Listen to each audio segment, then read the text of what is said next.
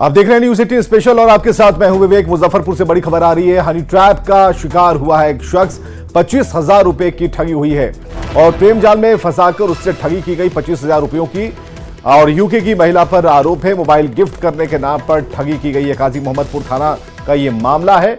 पीड़ित ने थाने में आवेदन देकर बताया कि उसे सोशल मीडिया पर फ्रेंड रिक्वेस्ट आया था। महिला के साथ उसकी अच्छी दोस्ती हुई, फिर दोनों चैटिंग करने लगे और इसके बाद लड़की ने उसे गिफ्ट भेजने की बात कही और कस्टम का हवाला देकर करीब 25,000 रुपए ठग लिए।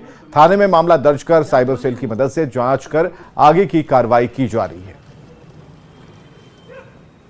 बोली वो सामान कुछ भेज रहे हैं तो आप उसको छुड़ा लीजिएगा। आपका जो चार्ज होगा कस्टम ड्यूटी का 25,000। अच्छा, तो उसके कानों के कौन सा सामान कौन सा पूछे ना कि कौन सा सामान है? सामान आईफोन था, ये सब था। महिला जो है उसको गिफ्ट के नाम पे, डिलीवरी के नाम पे पैसा का ठगी किया और ताकि 26,000 रुपया समझे डिलीवरी के नाम पे लिया और उसके साथ। और जमुई के मलयपुर थाना इलाके में पुलिस की स्कॉट गाड़ी से टक्कर में बाइक सवार 2 युवक घायल हो गए। टक्कर मारने के बाद स्कॉट गाड़ी मौके से फरार हो गई। घटना के बाद पुलिस की गश्ती टीम मौके पर पहुंची और दोनों युवकों को इलाज के लिए निजी क्लिनिक में भर्ती कराया। घायल युवक का कहना है कि पुलिस की गाड़ी ने उसकी बाइक में टक्कर मारी और फिर फरार हो गई। वहीं पुलिस मुख्यालय का कहना है कि पूरे मामले की जांच कराई जा रही है। अगर घटना में पुलिस वाहन होगी तो कार्रवाई होगी।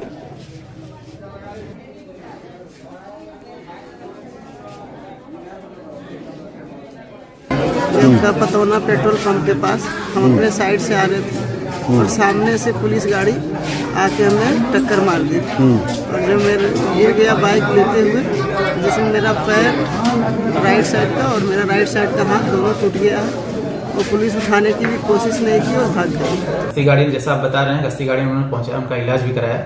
तो अगर किसी गाड़ी के साथ अज्ञात गाड़ी थी या पुलिस की गाड़ी थी, इस संबंध में हम लोग जांच कर रहे हैं और जांच में अगर तथ्य सामने आता है, अगर पुलिस की गलती होगी तो पुलिस पे भी कार्रवाई होगी। लेकिन या अन्य कोई व्यक्ति जो अगर प्राइवेट गाड़ी होगी तो उस पर भी हम लोग जो भी संबंध कार्रवाई है वो करेंगे। और भागलपुर के तिलका मांझी विश्वविद्यालय में लगभग 1 करोड़ के घोटाले की बात सामने आई है। साल 2011 से 2013 के बीच तिलका मांझी विश्वविद्यालय में लगभग 1 करोड़ रुपए की किताब खरीदी गई थी। तत्कालीन प्रभारी कुलपति विमल कुमार ने सेंट्रल लाइब्रेरी और सभी डिपार्टमेंट के लिए किताब की खरीद की थी, लेकिन इसमें बड़े घोटाले की बात कही जा रही है। कुलपति के संज्ञान में यह मामला सामने आया है। जांच रिपोर्ट राजभवन को भेजने की बात कही जा रही है। घोटाले में अगर कोई भी दोषी पाए जाते हैं तो उनके खिलाफ कड़ी कार्रवाई करने की बात कही गई। मुझे पहले जानकारी नहीं थी इन सब चीज़ के बारे में, लेकिन इधर मुझे जानकारी मिल रही है और कुलपति महोदय, माननीय कुलपति महोदय के संज्ञान में भी आया है ये बात कि किताब के मामले में घोटाला हुआ है। तो हम लोग उसकी अब अविलंब छानबीन करके सरकार को और महामहिम कार्यालय को भी हम लोग राज्य सरकार को रिपोर्ट करेंगे और जो सच्चाई है वो सामने आएगा। लेकिन अगर घोटाला नहीं हुआ है तो भी हम लोग रिपोर्ट करेंगे, लेकिन अगर ऐसी बात है तो हम लोग निश्चित रूप से उसकी अविलंब जांच करने का प्रयास करेंगे और हम लोग उस और अग्रसर हुए हैं कि अगर कहीं कोई गड़बड़ी है तो उसका पता किया जा सके और दंडित व्यक्ति को दंड दिया जा सके। इधर मुजफ्फरपुर में सीएसपी संचालक से हथियारबंद अपराधियों ने 3 लाख रुपए लूट लिए। घटना मुजफ्फरपुर के सरैया थाना क्षेत्र की है, जहां 2 बाइक सवार बदमाशों ने हथियार के बल पर एक सीएसपी संचालक से 3,12,000 रुपए लूट लिए। घटना की सूचना पर पहुंची पुलिस मामले की जांच में जुट गई है। सरैया थाने की पुलिस लगातार इस पर मुस्तैदी से काम कर रही है।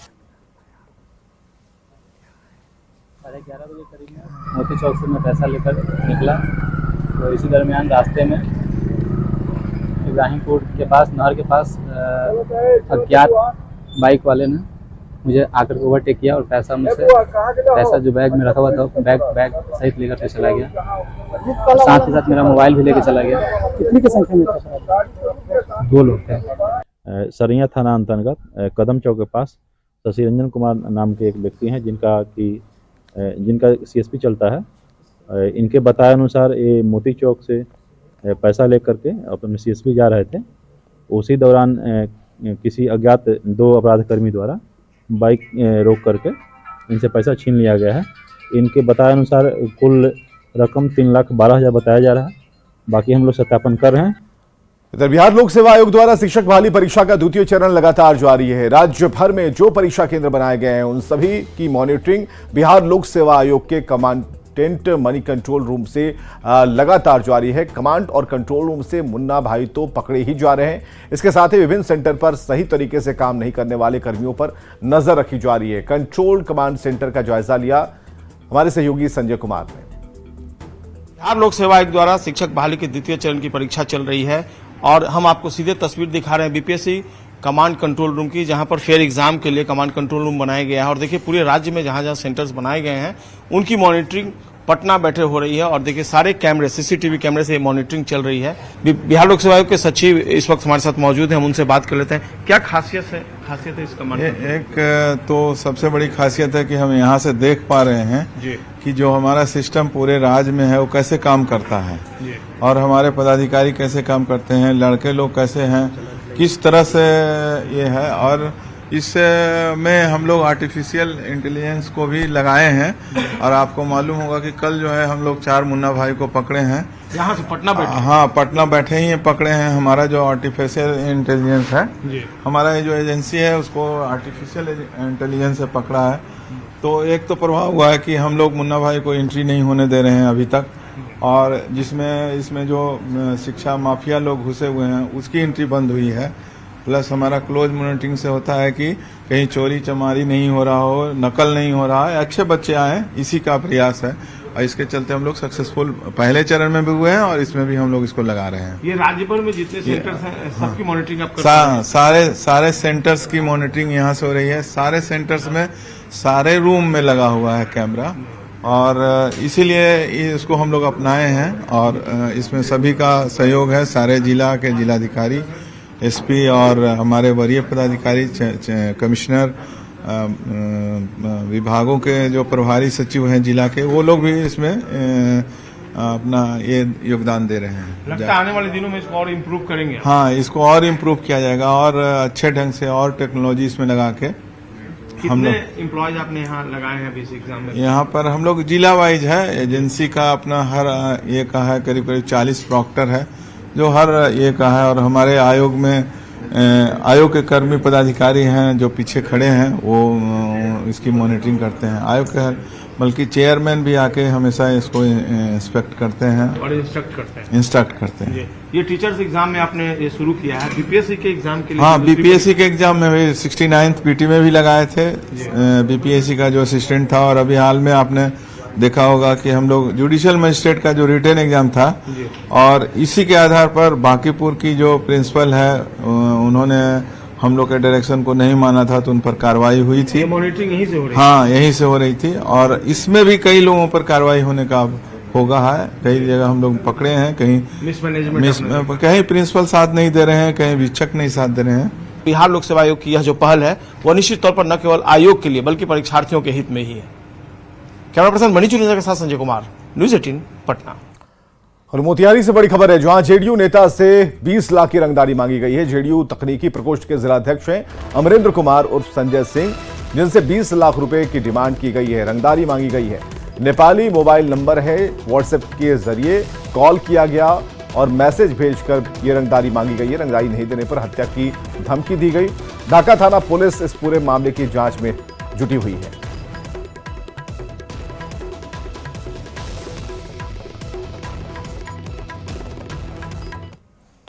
और मुंगेर से खबर, डॉक्टरों ने 5 साल की बच्ची की जान बचाई है। बच्ची ने गलती से कीटनाशक खाया था, इसके 3 दिन तक बच्ची जिंदगी और मौत से जूझ रही थी। लक्ष्मणपुर गांव के रहने वाले अमरजीत ठाकुर की बेटी सोनी कुमारी से भूलवश ये गलती हुई। इसके बाद उसे खड़गपुर पीएचसी में भर्ती कराया गया, जहां डॉक्टरों ने उसे सदर अस्पताल रेफर कर दिया। अस्पताल उपाधीक्षक की लगातार कोशिशों के बाद अब बच्ची की स्थिति सामान्य है। डॉक्टरों ने उसे मौत के मुंह से बाहर निकाला है। मैं राउंड पे परसों आया तो देखा कि बच्चे की हालत बहुत गंभीर है। बच्चे की सांस भी बहुत मुश्किल से चल रही थी। बच्चा बिल्कुल अनकॉन्शियस की अवस्था में था।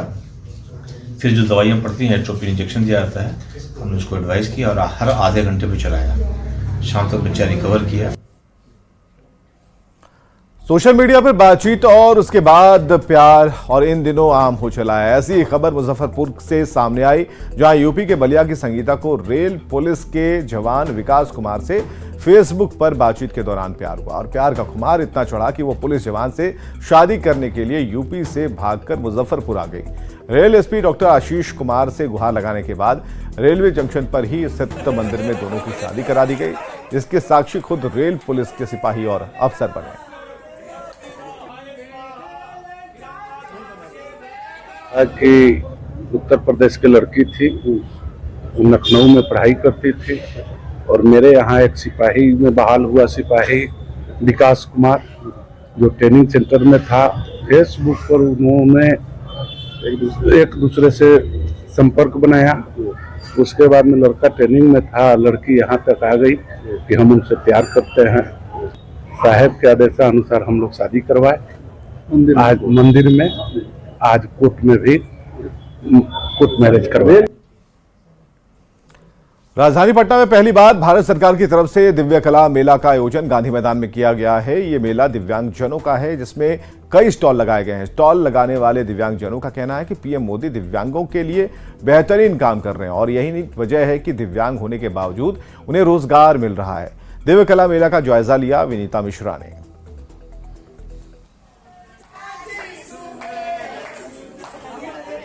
पटना के गांधी मैदान में तो यूं हर साल कई मेले लगते हैं, लेकिन इस बार एक अनोखा मेला लगा है। भारत सरकार की तरफ से दिव्य कला मेला पटना के गांधी मैदान में लगाया गया है और इस मेले की खासियत ये है कि इस मेले में जितने सारे स्टॉल लगे हैं वो तमाम स्टॉल दिव्यांग जनों द्वारा तैयार किए गए हैं। सबसे पहले मेले की खूबसूरती हम आपको दिखाते हैं। पटना के गांधी मैदान में ये मेला लगा है और यहाँ पर आप किसान का जो समूह है उसे देख सकते हैं। यहाँ अलग अलग जो तस्वीर है वो नजर आ रही है। सूप और बिहारी जो कलाएं हैं उसकी जो खूबसूरती है देखते बन रही है। यहाँ बैल है और उसी के साथ ही साथ आपको जो देश का गौरव है जिसे इसरो के नाम से जाना जाता है उसकी तस्वीर भी यहाँ नजर आ रही है। लगभग 100 के लगभग स्टॉल हैं और 20 के राज्यों से यहाँ पे सारे दिव्यांगजन आए हुए हैं और आप देखेंगे पटना में ये एक अनूठा प्रोग्राम है और जितनी भी हाउस होल्ड से रिलेटेड, टॉय से रिलेटेड, फूड आइटम सारे आपको यहाँ पे मिलेंगे और दिव्यांगजनों के लिए एक बहुत बड़ा प्लेटफॉर्म है।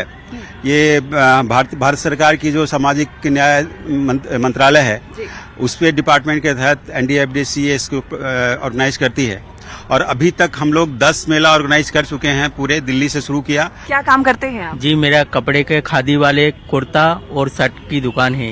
अभी कहाँ गए इस तरीके से मेले में? जी अभी मैं चेन्नई से आया, चेन्नई पर भी गया था और ये मेरा सेकंड मेला है। अभी कैसा लग रहा है कि मतलब भगवान ने भले ये दिव्यांग बनाया हो लेकिन आपकी कला आज अलग अलग जगहों पे प्रदर्शित हो रही है? जी मैं क्या, हमें मोदी जी ने ये अवसर दिया है कि मतलब हमें पता चला कि मोदी जी हमारे लिए मतलब इतना कुछ कर रहे हैं। दिव्य कला मेला का आयोजन किया गया है और अपने आप में इसकी अनूठी तस्वीर यहाँ नजर आ रही है। कैमरामैन मनीष जुनेजा के साथ विनीता मिश्रा, न्यूज 18 पटना। और गया में ऑफिसर ट्रेनिंग अकादमी में 24वें पासिंग आउट परेड का आयोजन किया गया, जिसमें कदम से कदम मिलाकर जेंटलमैन कैडेट्स ने एक सुर में पासिंग आउट परेड किया। नौसेनाध्यक्ष आर हरिकुमार ने पासिंग आउट परेड की समीक्षा की और साथ ही प्रशिक्षण के दौरान बेहतर प्रदर्शन करने वाले कैडेट्स को गोल्ड, सिल्वर और अन्य मेडल देकर सम्मानित किया। आपको बताएं कि 3 बिहारी समेत 128 जेंटलमैन कैडेट्स सैन्य अधिकारी बने हैं। साथ ही इनमें 7 कैडेट्स मित्र राष्ट्र के भी शामिल हैं।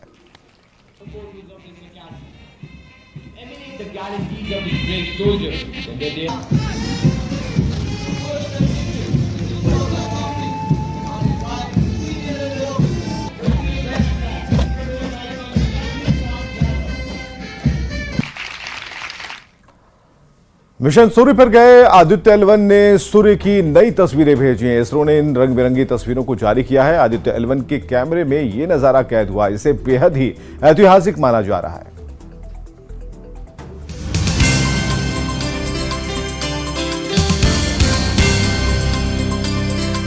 पृथ्वी में अगर जीवन संभव है तो उसके पीछे सूर्य की बड़ी भूमिका है। आज भी इसके रहस्यों से दुनिया अनजान है। सूर्य के रहस्यों को जानने के लिए भारत की स्पेस एजेंसी इसरो ने आदित्य L1 को मिशन सूर्य पर भेजा है। सूर्य हमें एक गोले की तरह दिखाई देता है जो पृथ्वी पर प्रकाश और ऊर्जा देता है, लेकिन आदित्य L1 ने अंतरिक्ष से सूर्य की ऐसी तस्वीर भेजी है जो आज तक किसी ने नहीं देखी होगी। आदित्य L1 में लगे पेलोड सूट ने सूर्य के बेहद खूबसूरत तस्वीरों को कैद किया है, जो रंग बिरंगे होने के साथ साथ बेहद आकर्षक है। सूर्य की ये तस्वीरें लाल, पीला, आसमानी, गुलाबी, ग्रे, मेजेंटा रंग की है। इसरो ने जानकारी दी कि सूट पेलोड ने अल्ट्रा वायलेट वेवलेंथ के पास सूर्य की फुल डिस्क तस्वीर लेने में कामयाबी हासिल की है।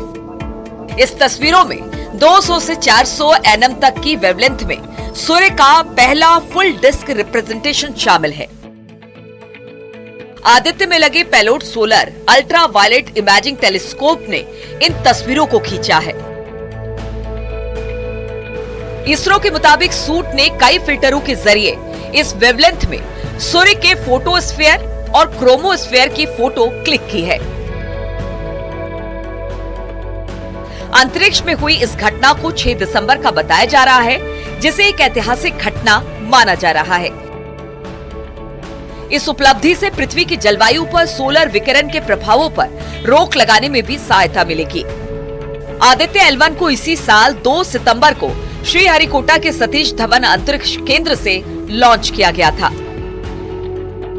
आदित्य L1 को सूर्य पृथ्वी के लैग्रेंजियन बिंदु पर सौर हवा का वास्तविक अध्ययन करने के लिए डिजाइन किया गया है, जो पृथ्वी से लगभग 15 लाख किलोमीटर की दूरी पर है। इस पॉइंट पर पहुंचने के बाद आदित्य L1 बेहद अहम डेटा भेजना शुरू कर देगा। L1 सूरज और धरती की कुल दूरी का 1% हिस्सा है, यानी 15 लाख किलोमीटर, जबकि सूरज से धरती की दूरी 15 करोड़ किलोमीटर है। आदित्य L1 को सूर्य पृथ्वी के L1 पॉइंट के चारों ओर एक कक्षा में स्थापित किया जाएगा। ये ऐसा पॉइंट है जहां सूर्य और पृथ्वी का गुरुत्वाकर्षण असरदार नहीं होता। अंतरिक्ष में मौजूद इस पॉइंट पर गुरुत्वाकर्षण बलों का बैलेंस होने के चलते स्पेसक्राफ्ट जैसी चीजें यहाँ पर रह सकती है। इससे ईंधन की खपत भी कम होती है। सूर्य मिशन से कई फायदे होने वाले हैं। सैटेलाइट स्पेसक्राफ्ट को अनजान खतरों से बचाने में मदद मिलेगी। सौर खतरा आने से पहले ही उसकी सूचना मिल जाएगी। गैलेक्सी के सटीक तारों की जानकारी मिल जाएगी। इसके साथ ही सौर ऊर्जा की ताकत का पता चल पाएगा। इस मिशन की अनुमानित लागत 378 करोड़ रुपए बताई जा रही है। Bureau report, news 18।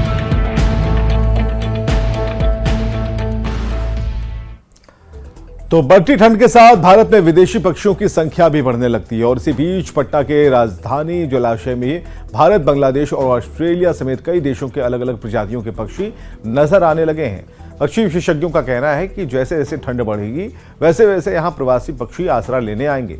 राजधानी जलाशय में अभी तक लगभग 3000 विदेशी पक्षी मौजूद हैं। आने वाले दिनों में यह संख्या और अधिक बढ़ेगी। इसका जायजा लिया विनीता मिश्रा ने। ठंड दस्तक दे चुका है और जैसे जैसे ठंड बढ़ता है वैसे वैसे पटना के राजधानी जलाशय में अलग अलग प्रजाति की पक्षियां नजर आने लगती है। राजधानी जलाशय में आपको एक साथ भारत, बांग्लादेश, ऑस्ट्रेलिया समेत कई ऐसे देश हैं जहां की अलग अलग प्रजाति की पक्षियों की चहचहाहट सुनाई देने लगती है।